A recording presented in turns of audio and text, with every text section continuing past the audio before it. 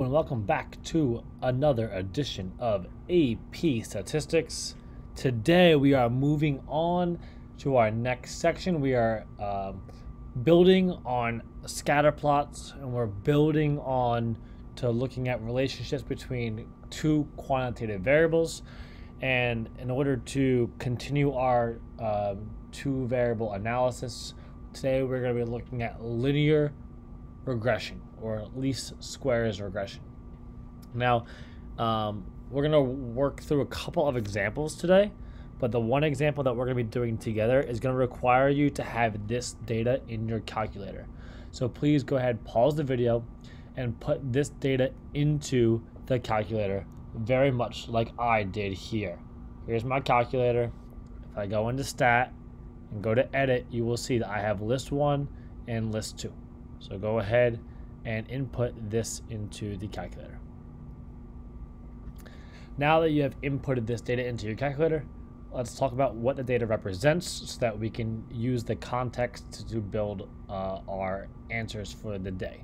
So one of nature's patterns connects the percent of adult birds in a colony that return from the previous year and the number of new adult birds that join the colony. Here's the data. Now, they give you the percent that return and then the number of new adults. Now, it should make sense that the less birds that return, the more new adults come to the colony. Right? We return less birds, we should get a lot of new birds. So let's see if our idea is true. So what I'm going to do before I even begin today is go back to 3.1, and I'm going to take this data and I'm going to make a scatter plot. So I'm going to go into stat plot. I'm going to turn my first stat plot on. I have clicked a scatter plot.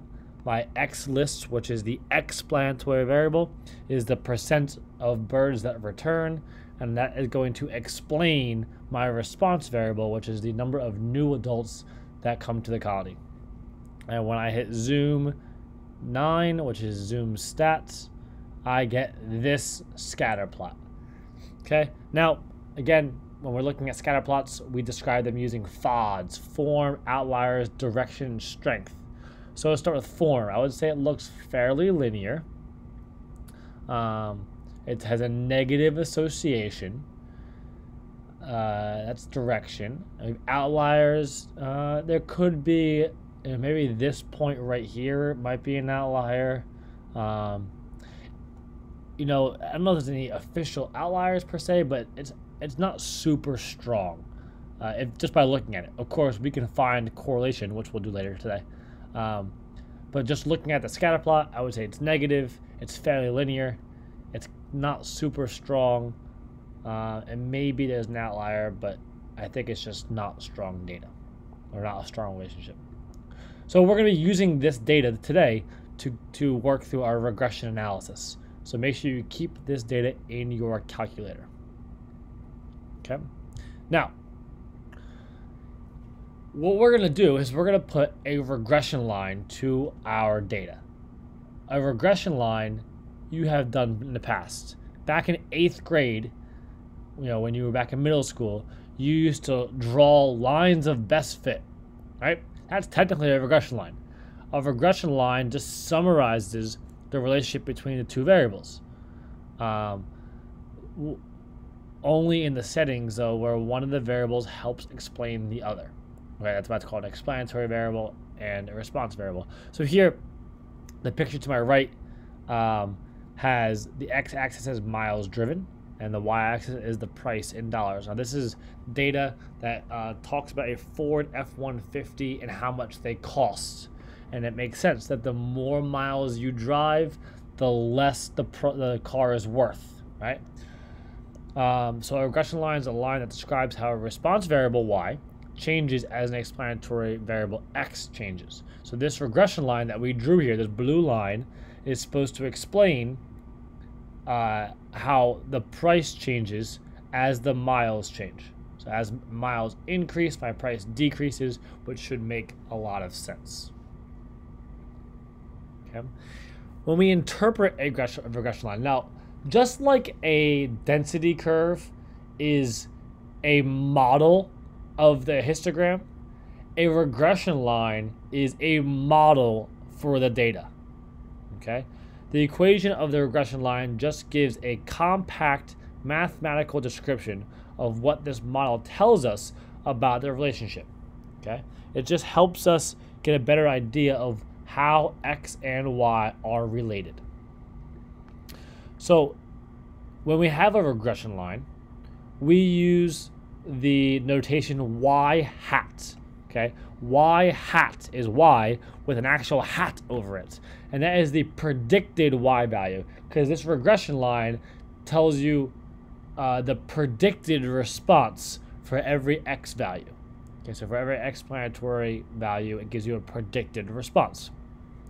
The B is the slope, okay, because it's a number, the coefficient in front of X, and then A is the y-intercept.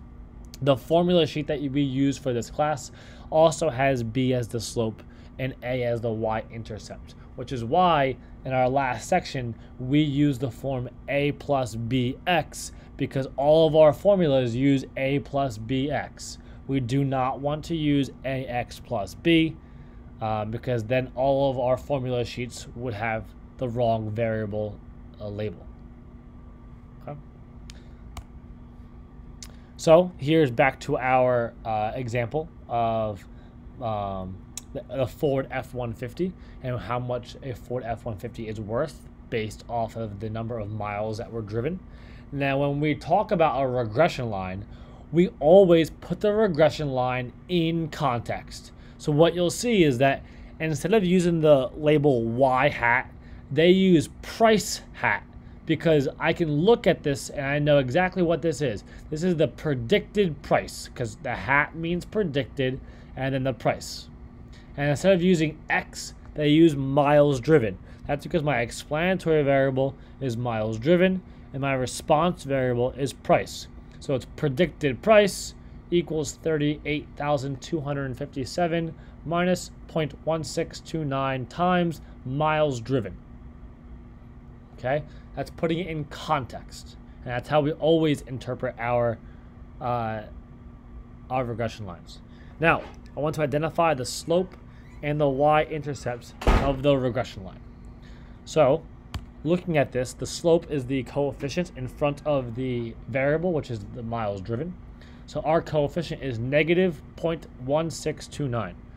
That means that every time you drive 1 mile in your Ford F-150, the price worth of your car goes down 16.29 cents, or $0.1629. So for every 1 increase in X, it goes down whatever your slope is in Y.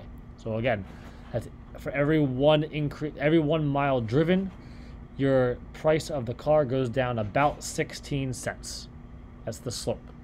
The y-intercept tells you what the price would be if you drove 0 miles, aka what the predicted price of a brand new Ford F-150. And in our case, our regression line shows that the predicted price is $38,257. Every time we're interpreting a regression line and the slope and the y-intercept, we are always going to be interpreting it in context.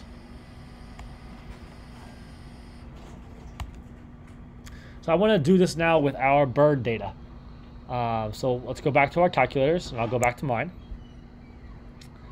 And I want to create a least squares regression line for this data, and then I want to interpret it in context. So here's my scatter plot. In order to construct a linear regression line, I want to go into Stat, go over to Calc, and again, we're going to use A plus BX, because A is the y-intercept and B is the slope, so we're going to use number 8. And when we're doing this, we want our explanatory variable to be whatever list our X values are in, and our response variable to be whatever this is. So that means that mine's L1 and L2. Now we can store the regression equation, and that's super helpful because we can store it into Y1. And that way, when we graph our scatter plot, our regression line will also be graphed with it. So I'm going to show you how to store a regression equation.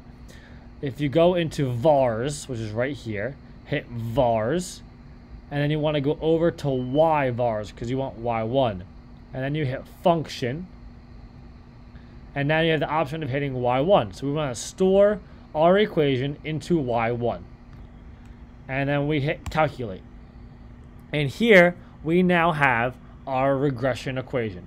We have our y-intercept of 31.93, and we have our slope as negative 0.304.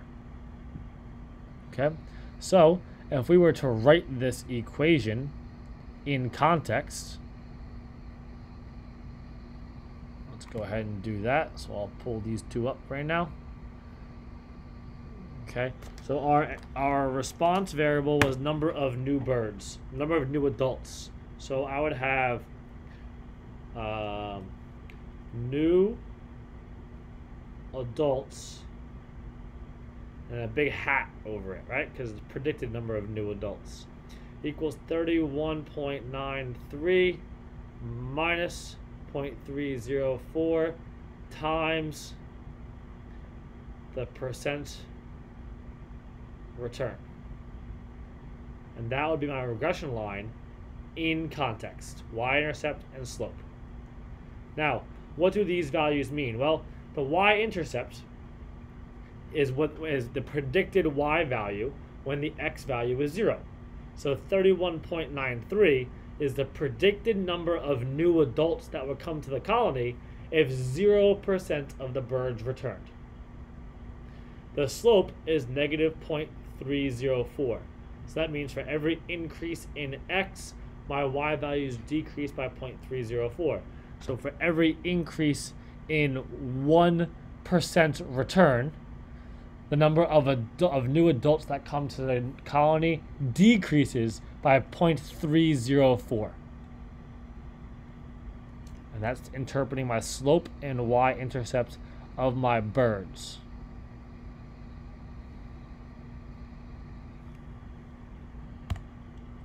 Okay. So, making predictions. We can use the regression line to predict the response, which is y hat, for a specific value. So we're going to use the regression line to predict the price of a Ford F-150 if we had 1,000 miles driven. So what we can do is we can input 1,000 into our explanatory variable, which is miles driven. And then once we do that, we can go ahead and predict the price of how much my Ford F-150 would cost, which is $21,967. So we can use our regression line to make predictions. All of the y hat values are predicted values. All of the dots on the scatter plot are observed values. What we don't want to do is we don't want to extrapolate. So yes, we can make predictions using our regression line, but extrapolation is using the regression line to predict far outside the interval of values of the explanatory variable. So we don't want to, let's go back to my Ford F-150. We don't want to, you see how all my x values go from 0 to about 160,000? I don't want to make a prediction for my Ford F-150 that has 400,000 miles on it. Because if you look at my equation, if I have a Ford F-150 with 400,000 miles on it, I'm going to have a negative price, right? And I don't know, that's extrapolation. It's trying to make predictions using x values that are very far outside of my domain of my scatter plot. Okay, so extrapolation is not good.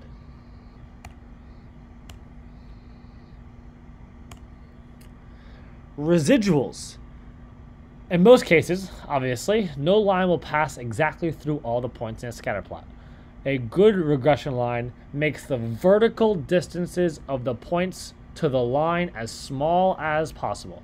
A residual is just the difference between the observed value and the predicted value. So it's the observed minus the predicted. So all of these vertical distances are just residuals. If you have a positive residual, that means the observed value was larger than a predicted value. If you have a negative residual, that means the observed value is less than the predicted value. You're going to have values that of residuals that are negative, and you're going to have residuals that are positive. So So again, observed response variable minus the predicted response variable will give you the residual. And our goal is to make that residual as small as possible, and that's what a least squares regression line does. Now, the reason why we use what's called a least squares regression line is because our regression line minimizes the square of all the residuals. So your calculator does this for you. That's why it's called a least squares regression line. So you are creating, or your calculator is creating a regression line that takes all the residuals, squares them, adds them up, and finds the smallest of those values, and that's the line it uses for your regression line. And that's why it's called a least squares regression line, because it's the least. It makes the sum of the squared of residuals as small as possible. Okay, so we can now make a scatter plot and then describe that scatter plot using FODS, form, outliers, direction, strength. We can then make a least squares regression line. We can find residuals, and we can make predictions using that regression line and interpret that regression line in context. We will continue exploring regression lines in part 2. I'll see you all soon.